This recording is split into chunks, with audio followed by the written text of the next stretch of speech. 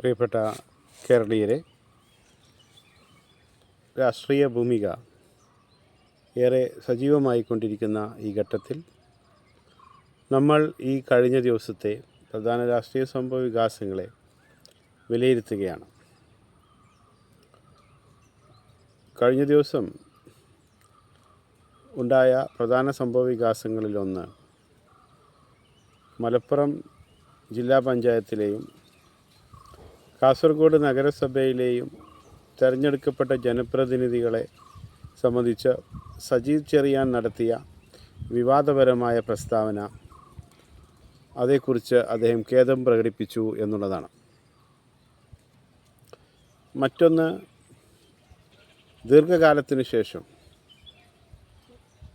നമ്മൾ കേരളീയ രാഷ്ട്രീയ സാമൂഹിക ഭൂമികയുടെ ചരിത്രം പരിശോധിച്ചാൽ വിമോചന സമരകാലത്തും ഇവിടെ SNDP NSS വിഭാഗങ്ങളുടെ ഇടയിൽ, ആ സമുദായങ്ങളുടെ ഇടയിൽ അല്ലെങ്കിൽ ഈ ജാതി സംഘടനകൾക്കിടയിൽ ഒരു ഐക്യം നിലനിന്നിരുന്നതായി കാണാം. ആ ഒരു ഐക്യത്തിന് തുടർന്നും അവർ ശ്രമിക്കുന്നു. അന്ന് ആ ഐക്യം രൂപപ്പെട്ടത് ഇടതുപക്ഷത്തിന് പ്രതികൂലമായ സാഹചര്യത്തെയാണ് സൃഷ്ടിച്ചതെങ്കിൽ ഇന്ന് രൂപപ്പെടാൻ പോകുന്ന ഐക്യത്തിൻ്റെ ഫലം കൊയ്യാൻ തങ്ങൾക്ക് കഴിയുമെന്ന് പ്രതീക്ഷിക്കുന്നത് പ്രത്യക്ഷത്തിൽ നമ്മൾ കാണുന്ന ഹിന്ദുത്വ രാഷ്ട്രീയ പാർട്ടികൾ മാത്രമല്ല, മറിച്ച് കേരളത്തിലെ ഇടതുപക്ഷം കൂടിയാണ്. ഈ അടുത്ത ദിവസങ്ങളിൽ വന്ന ഒരു പ്രധാനമായ ഈ രാഷ്ട്രീയ വൃത്താന്തങ്ങളിൽ നിന്നുള്ള വാർത്ത എന്ന് പറയുന്നത്, ദേശീയ വാർത്താ ചാനലായ NDTV നടത്തിയ കേരളത്തിലെ തെരഞ്ഞെടുപ്പ് ചിത്രത്തെക്കുറിച്ച് അല്ലെങ്കിൽ കേരളത്തിലെ തെരഞ്ഞെടുപ്പ് ഫലത്തെക്കുറിച്ച് നൽകിയ അതിൻ്റെ പ്രഡിക്ഷൻ അല്ലെങ്കിൽ സൂചനകളെ കുറിച്ചുള്ള വാർത്ത ഒരു വളരെ ശ്രദ്ധേയമായ വാർത്ത തന്നെയായിരുന്നു. എന്താണ് അവർ പ്രവചിക്കുന്നത് എന്ന് പൊതുവിൽ പരിശോധിച്ചാൽ, ദേശീയ മാധ്യമങ്ങൾ നടത്തുന്ന ഒരു സർവേയുടേതായ പരിമിതികളും സാധ്യതകളും അതിനുണ്ട്. ഒരു ഉദാഹരണത്തിന്, കേരളത്തിലെ രാഷ്ട്രീയ ഭൂമികയിൽ ഏറെക്കാലം കേരള പ്രദേശ് കോൺഗ്രസ് കമ്മിറ്റിയുടെ പ്രസിഡൻ്റായിരുന്നു രമേശ് ചെന്നിത്തല. അദ്ദേഹം വളരെ ചെറിയ പ്രായത്തിൽ തന്നെ K കരുണാകരൻ്റെ നേതൃത്വത്തിലുള്ള 1982 മന്ത്രിസഭയിൽ അംഗമായിരുന്നു, ലോക്സഭാ അംഗമായിരുന്നു. അദ്ദേഹം മുൻ പ്രതിപക്ഷ നേതാവ് കൂടിയാണ്. അപ്പോൾ അദ്ദേഹത്തെ ചീഫ് മിനിസ്റ്ററായി കാണാൻ ആഗ്രഹിക്കുന്ന എത്ര ശതമാനം ആളുകളുണ്ട് എന്നുള്ളതിനെക്കുറിച്ചുള്ള ചോദ്യങ്ങൾ ഈ ദേശീയ മാധ്യമങ്ങൾ ചോദിച്ചിട്ടില്ല. മറ്റൊരു പ്രധാനപ്പെട്ട സംഗതി, ഈ NSS SNDP യോഗത്തിൻ്റെ നേതൃത്വത്തിൽ നടത്തുന്ന ഈ ശ്രമങ്ങൾ, ഈ സാമുദായിക സംഘടനകളുടെ ശ്രമങ്ങളെ ചില കോൺഗ്രസ് നേതാക്കൾ പിന്തുണയ്ക്കുന്നുണ്ട്. അപ്പോൾ ഈയിടെയാണ് നമ്മുടെ MP കൂടിയായ ലോക്സഭാ തെരഞ്ഞെടുപ്പിൽ പ്രതിപക്ഷ പാർട്ടികളുടെ സ്പീക്കർ സ്ഥാനാർത്ഥിയായിരുന്ന കൊടിക്കുന്നിൽ സുരേഷ് ഇവരുടെ ആസ്ഥാനം സന്ദർശിക്കാൻ ശ്രമിക്കുകയുണ്ടായി. മാധ്യമങ്ങളെ കണ്ട് അദ്ദേഹം പിരിഞ്ഞു പോവുകയും പിന്നീട് വീണ്ടും അവിടെ തന്നെ അദ്ദേഹം പോയി എന്നൊക്കെയാണ് മനസ്സിലാക്കുന്നത്. അഥവാ ഈ സാമുദായിക സംഘടനകളുടെ പിന്തുണ വളരെ പ്രധാനമാണ് എന്ന് ചിന്തിക്കുകയും അവിടെ പിന്തുണ ഉറപ്പുവരുത്താൻ ശ്രമിക്കുകയും ചെയ്യുന്ന വിഭാഗങ്ങളെ നമുക്ക് കാണാൻ കഴിയും. അതേസമയം വളരെ വ്യക്തമായ ചില നിലപാടുകൾ എടുക്കുന്ന ഇന്നത്തെ പ്രതിപക്ഷ നേതാവ് VD സതീഷിനെയും കാണാൻ കഴിയും. അപ്പോൾ കേരളത്തിൻ്റെ മുഖ്യമന്ത്രിയായി കാണാൻ നിങ്ങൾ ആഗ്രഹിക്കുന്നത് ആരെയാണ് എന്ന് ചോദിക്കുമ്പോൾ തീർച്ചയായിട്ടും അതിൽ ഉൾപ്പെടേണ്ട ഒരു പേരായിരുന്നു രമേശ് ചെന്നിത്തലയുടേത്. അങ്ങനെയുള്ള കാര്യങ്ങളെ ഒഴിച്ചു നിർത്തിയാൽ ഈ സർവേ ഫലം നൽകുന്ന ചില സൂചനകളെ നമ്മൾ പരിശോധിക്കേണ്ടതുണ്ട്. അതിലൊന്ന്, കേരളത്തിലെ ഏറ്റവും പ്രധാനപ്പെട്ട തെരഞ്ഞെടുപ്പ് രംഗത്ത് ചർച്ചാ വിഷയമായേക്കാവുന്ന വിഷയം അല്ലെങ്കിൽ ജനങ്ങളെ ബാധിക്കുന്ന വിഷയമായി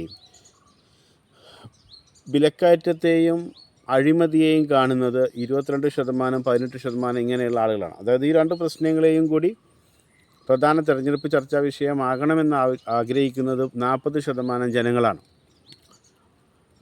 എന്ന് പറഞ്ഞാൽ ഈ രണ്ട് വിഷയങ്ങളും ചർച്ച ചെയ്യപ്പെടുകയാണെങ്കിൽ അത് ഭരണമുന്നണിക്ക് എതിരായ ഒരു വികാരമാണ് സൃഷ്ടിക്കുക എന്നുള്ളതാണ്. നമ്മൾ കേരളത്തിലെ ജനങ്ങൾ ആരെയാണ് മുഖ്യമന്ത്രിയായി കാണാൻ ആഗ്രഹിക്കുന്നത് എന്ന ചോദ്യം പരിശോധിക്കുമ്പോൾ നമുക്ക് കാണാൻ സാധിക്കുന്നത് VD സതീശൻ കേരളത്തിൻ്റെ മുഖ്യമന്ത്രിയാകണമെന്നാണ് ഏറ്റവും കൂടുതൽ ആളുകൾ ആഗ്രഹിക്കുന്നത്. 22.4% ആളുകൾ അങ്ങനെ ആഗ്രഹിക്കുന്നവരാണ്. പിണറായി വിജയൻ മുഖ്യമന്ത്രിയാകണമെന്ന് ആഗ്രഹിക്കുന്നത് 18% ആളുകൾ മാത്രമാണ്. ശൈലജ ടീച്ചർ മുഖ്യമന്ത്രിയാകണമെന്ന് ആഗ്രഹിക്കുന്നത് 16.9% ആളുകളാണ്. രാജീവ് ചന്ദ്രശേഖരൻ നമ്മുടെ BJPയുടെ സംസ്ഥാന അധ്യക്ഷൻ മുഖ്യമന്ത്രിയാകണമെന്ന് ആഗ്രഹിക്കുന്നത് 14.7% ആളുകളാണ്. അപ്പോൾ രമേശ് ചെന്നിത്തലയേക്കാൾ കൂടുതൽ കേരളത്തിൻ്റെ മുഖ്യമന്ത്രി പദത്തേക്ക് വരാൻ സാധ്യതയുള്ളതായി ദേശീയ മാധ്യമങ്ങൾ കാണുന്നത് KC വേണുഗോപാലിനെയും ശശി തരൂരിനെയൊക്കെയാണ്. ശശി തരൂരിനെ കേരളത്തിൻ്റെ മുഖ്യമന്ത്രിയായി കാണാൻ ആഗ്രഹിക്കുന്നത് 9.8% ആളുകളാണ്. ഇങ്ങനെ നമ്മൾ പരിശോധിക്കുമ്പോൾ ഇതും ചില സൂചനകൾ നമുക്ക് തരുന്നുണ്ട്. കേരളത്തിലെ ഗവൺമെൻറ്റിൻ്റെ പെർഫോമൻസിനെ വിലയിരുത്തുമ്പോൾ 20.9% ആളുകൾ NDT നടത്തിയ സർവേ അനുസരിച്ച്, അതിൽ നമ്മുടെ ആങ്കർ ഇൻ്റർവ്യൂ ചെയ്തത് അമിതാഭ് തിവേരി. അദ്ദേഹം പറയുന്നത് 20.9% ആളുകൾ കേരളത്തിലെ ഭരണം മോശമാണെന്ന അഭിപ്രായം പറയുമ്പോൾ 31% ആളുകൾ വളരെ മോശമാണ് എന്ന് പറയുന്നു. എന്ന് പറഞ്ഞാൽ ഈ രണ്ടും കൂടി നമ്മൾ ചേർക്കുമ്പോൾ 51.9% ആളുകൾ കേരളത്തിൽ ഭരണത്തിൽ തൃപ്തരല്ല എന്ന് കാണാം. എന്നാൽ ഏറ്റവും മികച്ച ഭരണമാണ് എന്ന് പറയുന്നവർ 23.8%, നല്ല ഭരണമാണ് എന്ന് പറയുന്നത് 10.7%.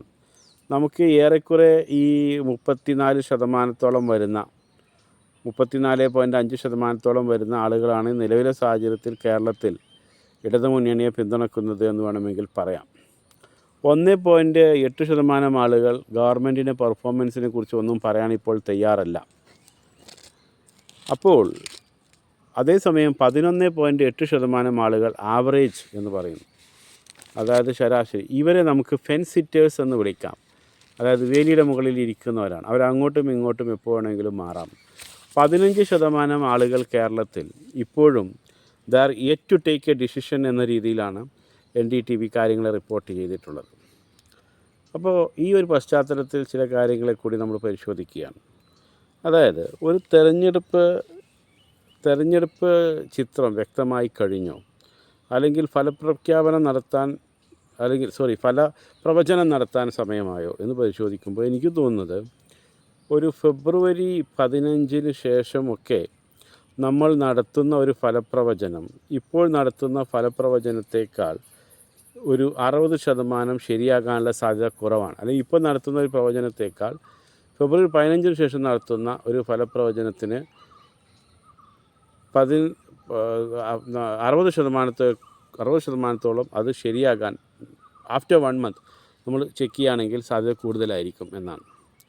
പ്രധാനപ്പെട്ട കാര്യങ്ങൾ ഇപ്പോൾ നോക്കൂ. സജി ചെറിയാൻ്റെ പ്രസ്താവന, അല്ലെങ്കിൽ AP വിഭാഗം സമസ്ത വിഭാഗങ്ങളുടെ ഒരു യാത്രയുടെ പര്യവസാന വേളയിൽ മുഖ്യമന്ത്രിയും അതുപോലെ തന്നെ പ്രതിപക്ഷ നേതാവും രാഷ്ട്രീയ സംഭവങ്ങളെ കൂടി സൂചിപ്പിച്ചുകൊണ്ട് നടത്തിയ പരാമർശങ്ങൾ, സജി ചെറിയാൻ്റെ പ്രസ്താവന, അല്ലെങ്കിൽ ഇത്തരത്തിലുള്ള വിഷയങ്ങൾ വളരെ പ്രധാനമാണ്. ഇപ്പോൾ നമ്മൾ കാണുന്ന ഒരു പ്രധാനപ്പെട്ട കാര്യം, കേരളത്തിലെ പല മന്ത്രിമാരും മണ്ഡലം മാറി മത്സരിക്കാൻ ഒരുങ്ങുന്നു എന്നുള്ളതാണ്. അതുപോലെ തന്നെ മറ്റൊരു പ്രധാനപ്പെട്ട കാര്യം, ശബരിമല വിഷയം കൂടുതൽ സജീവമായി ചർച്ച ചെയ്യപ്പെടാനുള്ള സാധ്യതകൾ കൂടുതലാണ്. ഇത് കൊല്ലം, തിരുവനന്തപുരം പോലെയുള്ള മേഖലകളിൽ, ശബരിമല വിഷയം പത്തനംതിട്ട പോലെയുള്ള മേഖലകളിൽ വലിയ ചർച്ചാ വിഷയമാകാനാണ് സാധ്യത. അപ്പോൾ ശബരിമല വിഷയത്തെക്കുറിച്ച് നടക്കാവുന്ന തുടരന്വേഷണം, അതുപോലെ തന്നെ ഇവിടുത്തെ വിവിധ സംഭവ വികാസങ്ങൾ, നമുക്കറിയില്ല നാളെ എന്ത് വേണമെങ്കിലും സംഭവിക്കാം. അപ്പോൾ ഇവിടെ ഉണ്ടായേക്കാൻ സാധ്യതയുള്ള ജനങ്ങളുടെ വോട്ട് വിനിയോഗിക്കുന്ന സമയത്ത് അവരുടെ തീരുമാനത്തെ സ്വാധീനിക്കുന്ന പല രീതിയിലുള്ള സംഭവ വികാസങ്ങളുണ്ടാകാം. സ്ഥാനാർത്ഥി നിർണയം കഴിഞ്ഞിട്ടില്ല. അപ്പോൾ സ്ഥാനാർത്ഥി നിർണയം കൂടി കഴിഞ്ഞതിന് ശേഷം നമ്മൾ കാര്യങ്ങളെ പരിശോധിക്കുമ്പോൾ കുറേ കൂടി ഈ ഒരു മാസത്തിനിടയിൽ ഉണ്ടായിട്ടുള്ള സംഭവ വികാസങ്ങളുടെ പശ്ചാത്തലത്തിലൊക്കെ പരിശോധിക്കുമ്പോൾ തീർച്ചയായിട്ടും നമുക്കൊരു വ്യക്തമായ ചിത്രം കിട്ടും. നിലവിലെ സാഹചര്യത്തിൽ UDFന് വലിയ മുൻതൂക്കമുണ്ടായില്ലെങ്കിലും ഒരു 75 സീറ്റുകളിലെങ്കിലും വിജയിക്കാനുള്ളൊരു സാധ്യത നിലവിലുണ്ട് എന്ന് തന്നെ വേണം നമ്മൾ മനസ്സിലാക്കാൻ. കൂടുതൽ വാർത്താ വിശകലനങ്ങളുമായി നമുക്ക് വീണ്ടും കാണാം. നിങ്ങളോട് സംസാരിച്ചത് രാഷ്ട്രീയ നിരീക്ഷകനും അധ്യാപകനുമായ ഫൈസൽ ബാബു. നന്ദി, നമസ്കാരം.